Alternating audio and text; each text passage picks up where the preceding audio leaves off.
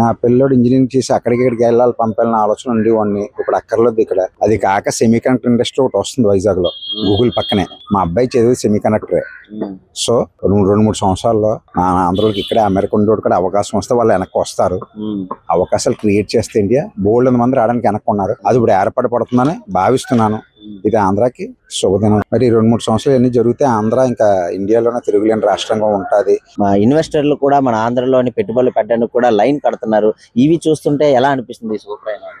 ఒక వ్యక్తి మీద నమ్మకం ఉంటే అలా జరుగుతుందేమో అనిపిస్తుందండి. మళ్ళీ జనం కూడా ఆలోచించి ఓటేయాలి. మరి అది కూడా ఉండాలి కదా. ఇన్వెస్టర్ కి భరోసా ఎప్పుడు ఉంటుంది?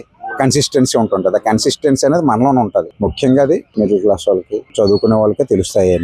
ముఖ్యంగా నారా లోకేష్ గారు కూడా విద్యాశాఖ మంత్రి, ఐటీ శాఖ మంత్రిగా ఉన్నారు. అతని పనితీరు అనేది ఏ విధంగా ఉందంటారు సార్? ఇప్పుడు ఈ టర్మ్ ఆయన పనితీరు విపరీతంగా మెరుగుపడిపోయిందని భావిస్తున్నానండి. కిందసారి కన్నా ఒకసారి రివర్స్ పిల్లా చేసిన ఆయన ఇప్పుడు పుల్లాగా వెళ్ళిపోయి దడదడలు ఆడిస్తున్నాడు అని అనిపిస్తుందండి. కూటమి ప్రభుత్వం వచ్చిన తర్వాత ఆంధ్రలో చూసినట్లయితే రోజుకో పరిశ్రమలు తీసుకొని వస్తున్నారు. శంకుస్థాపనలు కూడా జరుగుతున్నాయి. ఈ రోజు డిఆర్డిఓకి సంబంధించింది కూడా పరిశ్రమ కూడా శంకుస్థాపన చేశారు. ఎలా అనిపిస్తుంది? అది ఆ యాక్టివిటీస్ వైజాగ్ లో అయితే నిరంతరం జరుగుతున్నట్టు తెలుస్తుంది. అందువల్ల సంతోషించాల్సిన విషయం. బేసిక్ గా టీడీపీ గవర్నమెంట్ మొదటి నుంచి ప్రో డెవలప్మెంట్ కదా, అది ముందు నుంచి ఉంది. ఆ ఇమేజ్ కి తగ్గట్టే వాళ్ళు చేస్తున్నారు. ఇప్పుడు గతం కంటే కూడా ఇప్పుడు బాగా చేస్తున్నట్టు అనిపిస్తుంది నాకు. బేసిక్ వైజాగ్ ఎక్కువ ఫోకస్ గా చూస్తున్నాం, కానీ నేను న్యూస్ లో చూస్తుంది అయితే అన్ని జిల్లాల్లో, చాలా జిల్లాల్లో అవుతుందండి ఇలాంటి యాక్టివిటీస్. అందువల్ల చాలా మంచి విషయం. నా అబ్జర్వేషన్ ఏంటంటే మొన్న ఈ 10th క్లాస్ మార్కుల విషయంలో మంచి రెస్పాన్స్ వచ్చిందండి. ఎందుకంటే ఆయన అంటే ఇలాంటివి ఎప్పుడైనా గవర్నమెంట్ ఏదైనా మంచి అచీవ్ చేసినప్పుడు మార్కెటింగ్ చేసుకోవడం చూస్తుంటాం. బట్ ఇది ఇందులో స్పెషల్ ఏంటంటే కొంచెం ఆయన ముందే చెప్పారు. ఇది ఈ బిగినింగ్ లోనే నాకు అది ఆ వీడియో చూసినప్పుడు నాకు మంచిగా అనిపించింది. ఆయన ఏం చెప్పారంటే ప్రైవేట్ విద్యా సంస్థలాగా గవర్నమెంట్ వాళ్ళకు కూడా ఒక యాడ్ ఇచ్చే పరిస్థితి రావాలి అని అనడం ఒక బయట చూశాను. దాన్ని బట్టి ఇది చాలా మంచి, జనాల్లో కూడా చాలా మంది లైక్ చేశారండి. ఇది ఈ యాడ్ అలా రావడం, అసలు ఆలోచన అచీవ్మెంట్ చేయడం ఒకటైతే, ఆ యాడ్ చేయడం కూడా మంచి మంచి పాజిటివ్ వైబ్ వచ్చింది. ఈరోజు 10th క్లాస్ లో ప్రైవేట్ స్కూల్ ధీటుగా గవర్నమెంట్ స్కూల్లో అత్యధిక మార్కులు రావడంపై మీరు ఏమంటారు? మీకు ఎలా అనిపిస్తుంది? ఏమంటే ఇంతకు ముందు ప్రైవేటు స్కూళ్ళల్లో ర్యాంకుల కోసం పోటీ పడేవాళ్ళు.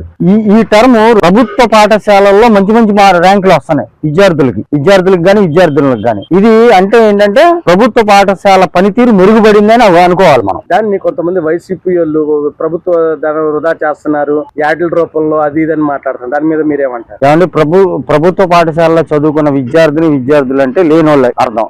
ఆ లేనోళ్ళు కూడా ఇంత ఉత్తీర్ణత వచ్చింది, ర్యాంకులు వచ్చినాయి అని చెప్పి రాష్ట్రంలో ఉన్న ప్రజలకి తెలియజేస్తారు. కాబట్టి అది ఏం తప్పేం కాదు. దాన్ని వృధా ఖర్చు అని ఎందుకు అనుకోవాలి? అది ఎంత ఇద్ది? మహా అయితే 10 లక్షలు ఇద్దాం, యాడికి అంతకుమించి ఏమైంది? రాష్ట్ర ప్రభుత్వం 10 లక్షలు కూడా బరాయించలేదు. బరాయించింది కోట్లు ఖర్చు పెట్టేస్తున్నారని వైసీపీ వాళ్ళు మాట్లాడుతున్నారు. దాని మీద మీరు? వైసీపీ వాళ్ళు మాట్లాడతారండి, వాళ్ళ మాటలు లెక్కలో లేవు. వృధా అంటే ఏంటి? ఇంత ముందు జగన్ గవర్నమెంట్ లో ఎకపఫ్లకు 100 కోట్లు, ఏంటి పెయింట్లు వేస్తానికి తీస్తానికి 3000 కోట్లు, బోట్లకి ఏంటి పిల్లలు చదువుకునే బ్యాగుల మీద, బ్యాడ్జీల మీద, టైల మీద, మన బెల్టుల మీద, షూల మీద, పుస్తకాల మీద ఫోటోలు వేసినందుకు 1000 కోట్లు అవి వృధా ఖర్చులు అంటే. ఇది వృధా ఖర్చు ఏంటి? ఒక పేద మధ్యతరగతి చదువుకునే పిల్లలు ఇన్ని ర్యాంకులు వచ్చినాయి అని చెప్పి రాష్ట్రం మొత్తం తెలిసిద్ది. వీళ్ళని చూసి వేరే విద్యార్థులు కూడా పోటీ పడతారు చదువుకోవడానికి. ఈ వైసీపీ వాళ్ళు ప్రతి దాన్ని విమర్శిస్తూ కూర్చుంటారండి. వాళ్ళ మాటలు పట్టించుకోకూడదు. ఇప్పుడు ప్రభుత్వం బాగా పనిచేస్తుంది, అందులో విద్యాశాఖ ఇంకా బాగా పనిచేస్తుంది. ఏంటంటే ముందు ఈ ఉపాధ్యాయులను తీసుకెళ్లి జగన్మోహన్ రెడ్డి టైంలో ఏం చేశాడు? బార్ల దగ్గర వైన్ షాపుల దగ్గర లైన్లో నుంచోబెట్టాడు, లైన్లు సరి చేస్తానికి. ఏంటి వాళ్ళకి ఎంత అవమానం అది? ఇప్పుడు వాళ్ళు శుభ్రంగా చదువుతున్నారు కాబట్టి విద్యార్థులు ఎంత మంచి మంచి ర్యాంకులు వస్తున్నాయి. విశాఖపట్నంలో చూసినట్లయితే ప్రపంచంలోనే అతిపెద్ద data centre Google data centre అనేది మన ఇనాగ్రేషన్ కూడా చేశారు నారా చంద్రబాబు నాయుడు గారు. అలాగే కాగ్నిజెంట్, టీసీఎస్, ఐటీ ఇలా రోజుకొక పరిశ్రమలు మన విశాఖపట్నంకి వస్తున్నాయి. ఎలా అనిపిస్తుంది? ముఖ్యంగా యూత్ కి ఎలాంటి నమ్మకం అయితే ఉద్యోగాల అవకాశాలు వచ్చే అవకాశం? సో మనకు ఆల్రెడీ ముందుగా తెలుసు మన చంద్రన్న మామూలు కాదు. సో తీసుకురావడానికి ఏంటంటే ఇక్కడ యూత్ బాగానే సెటిల్ అవుతారు. అంటే బయట దేశాలకు వెళ్ళి అక్కడ ఇదే దీనికన్నా సొంత దేశంలో ఉండి డెవలప్మెంట్ చూపించవచ్చు. సో దానికి వైజాగ్ అనేది చాలా బెస్ట్. సో ఈ డేటా సెంటర్ రావడం వల్ల ఎక్కువ ఐటీ సైడ్ వాళ్ళకి వీళ్ళందరికీ బాగానే సెట్ అవుతారు. బయట దేశాలకు వెళ్ళిన వాళ్ళు కూడా రిటర్న్ రావచ్చు.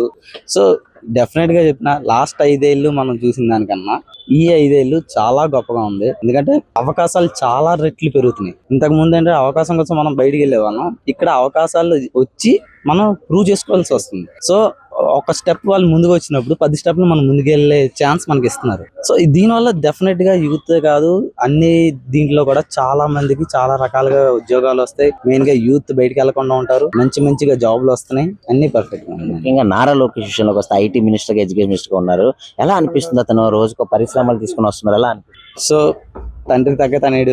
సో మన చంద్రన్న ఎలా అయితే ఉన్నారో ఆయనకి తగ్గట్టుగానే సపోర్ట్ గా, ఆయన ఆలోచన తగ్గట్టుగా మన లోకేష్ అన్న కూడా ఉన్నారు. సో ఈ వీళ్ళందరితో పాటు మనకు ఇంకా భరత్ గారు ఉన్నారు, పవన్ కళ్యాణ్ గారు ఉన్నారు. ఇలా అందరూ సపోర్ట్, అంటే ఒక ఐడియాలజీ మీద వర్క్ చేసే వాళ్ళందరూ ఒక దగ్గర కూడినట్టు అలాగుంటే తప్ప మనకి డెవలప్మెంట్ అనేది ఇంత ఫాస్ట్ గా జరగదు. రాయలసీమ పుట్టపర్తిలో కూడా ఈ రోజు డిఆర్డిఓ సంబంధించిన పరిశ్రమ కూడా శంకుస్థాపన చేశారు, యుద్ధ విమానాలకు సంబంధించిన. ఇవన్నీ చూస్తున్నారు, ఎలా అనిపిస్తుంది సార్? ఇది యూత్ కి చాలా మంచిదండి. దీని వలన ఇప్పుడు డెవలప్మెంట్ అనేది ఈ కూటమి ప్రభుత్వం వల్ల వస్తుంది. ఈ కూటమి ప్రభుత్వం అనేది ఇంకో 15-20 సంవత్సరాలు ఉండాలి. తర్వాత ఇది ఈ ప్రభుత్వం ఎప్పటికీ ఉండాలి, ఇప్పుడే కాదు ఎప్పటికీ ఉండాలండి. ఇంత డెవలప్మెంట్ చంద్రబాబు నాయుడు గారు తప్ప ఏ నాయకుడు కూడా చేయలేరు. ఇది వాస్తవం. ఇంత డెవలప్మెంట్ ఇలా ఉంటే భవిష్యత్తులో హైదరాబాద్ మించి, ఇతర రాష్ట్రాల మించి మన ఆంధ్రప్రదేశ్ నెంబర్ 1 రాష్ట్రం అవుతుందండి. ఇది వాస్తవంగా చేస్తున్నారు. యువతకి ఎంతో ఉపాధి కలుగుతుంది. అలాగే ప్రతి ఏరియాను కూడా డెవలప్ చేస్తున్నారు. ప్రతి ఏరియాకి ఎక్కడ ఏ పరిశ్రమ రావాలి, ఎక్కడ ఏది ఉండాలో ఇదంతా చంద్రబాబు నాయుడు గారి అనుభవంతో ఎంతో చేస్తున్నారండి. ఇప్పుడు 10,000కి 20,000కి 25,000కి కూడా అమ్మాయిలు ఎక్కడికో చెన్నై, హైదరాబాద్ ఎక్కడెక్కడికో వెళ్ళి ఉద్యోగాలు చేస్తున్నారు. కాబట్టి ఎక్కడున్న వాళ్ళు ఇక్కడికి వస్తారు. ఇప్పుడు ఈ దేశంలో ఎక్కడ ఏ రాష్ట్రాలు ఉన్న వాళ్ళు కూడా విశాఖపట్నం వచ్చి విశాఖపట్నంలోనే ఉద్యోగాలు చేస్తారు. యువతకి ఎంతో ఉపాధి అండి. ఎందుకంటే ఎన్నో పరిశ్రమలు వస్తున్నాయి, తర్వాత ఐటీ కంపెనీలు వస్తున్నాయి, ప్రపంచంలోనే డేటా సెంటర్ వచ్చింది. కాబట్టి మన విశాఖపట్నం అనేది నెంబర్ 1 సిటీ అవుతుందండి. ఈ పరిశ్రమలు, ఇవన్నీ ఇన్వెస్ట్మెంట్స్ అన్ని కేవలం కూటమి ప్రభుత్వాన్ని చూసే వస్తున్నాయి. ఈ చంద్రబాబు నాయుడు గారు వీళ్ళంతా అనుభవంతోనే, వీళ్ళ యొక్క గొప్పతన ప్రత్యేకతతోనే వస్తున్నాయి. గత ప్రభుత్వంలోని ఇవన్నీ కూడా ఉన్న కంపెనీలని అన్ని వెళ్ళగొట్టారు. ఒక్క కొత్త కంపెనీ రాలేదు. పైగా రాష్ట్రం అంతా ఒక విధంగా సర్వనాశనం అయ్యిందండి. బ్రో, ఇప్పుడు గవర్నమెంట్ వచ్చిన తర్వాత ముఖ్యంగా విశాఖలో చూసినట్లయితే ప్రపంచంలోనే అతిపెద్ద data centre Google data centre అనేది మన విశాఖకు వస్తుంది. ముఖ్యంగా యూత్ ఎట్లా ఫీల్ అవుతున్నారు ఇంత పెద్ద డేటా సెంటర్ రావడం వల్ల? చాలా గొప్పగా ఫీల్ అవుతున్నాం. ఎందుకంటే ఐటీ సెక్టర్ అనేది డెవలప్ అయ్యింది. అలానే మా సిఎస్సి స్టూడెంట్స్ కానీ వాళ్ళకి చాలా యూజ్ అవుతుంది. ఇంకా మన వైజాగ్ డెవలప్ అయ్యింది, ఇన్కమ్ అనేది జనరేట్ అయ్యింది. ఉందండి వస్తుంది. ఎందుకంటే చాలా మంది బీటెక్ గ్రాడ్యుయేట్స్ చాలా మంది అవుతున్నారు. ఇంకా చాలా మందికి ఉద్యోగం వచ్చే హైదరాబాద్ లోనే సేమ్, ఇంకా అందరు వైజాగ్ వచ్చే ఛాన్సెస్ చాలా ఎక్కువ ఉన్నాయి. బాగుంది అంతా. కానీ చాలా మందికి మెకానికల్ స్టూడెంట్స్ కానీ, ఈసీ స్టూడెంట్స్ కానీ చాలా మందికి ఉద్యోగాలు వచ్చే ఛాన్సెస్ చాలా ఉన్నాయి. ప్లేస్మెంట్స్ అవడం అవన్నీ చాలా యూజ్ అవుతాయి. ఎలా ఉండబోతుంది అంటే భవిష్యత్తులోనే మన ఆంధ్రప్రదేశ్ ఇన్ని సంస్థలు వస్తుంది, రోజువారీ సంస్థలు వస్తున్నాయి, ఎలా టైం పట్టిద్ది గాను డెవలప్ చాలా అయ్యింది. అలాగే మాక్సిమం జాబ్స్ పెట్టి కూడా అన్ఎంప్లాయ్మెంట్ నుంచి ఎంప్లాయ్మెంట్ అవుతాయి ఛాన్సెస్ ఉన్నాయి. విశాఖపట్నంలో చూసినట్లయితే ప్రపంచంలోనే అతిపెద్ద డేటా సెంటర్ అనేది గూగుల్ డేటా సెంటర్ అనేది నారా చంద్రబాబు నాయుడు గారు ఇనాగ్రేషన్ చేశారు. ఎలా అనిపిస్తుంది? చాలా ఉపయోగపడుతుంది. ఎందుకంటే దీని ద్వారా బాగా డెవలప్మెంట్ జరిగి యువతకి చాలా ఉపయోగపడతాయని, నిరుద్యోగం తగ్గుతుంది అని అనుకుంటున్నాను. ఆ గూగుల్ డేటా సెంటర్ చాలా అభివృద్ధి చెందే అవకాశం ఉంది విశాఖపట్నం.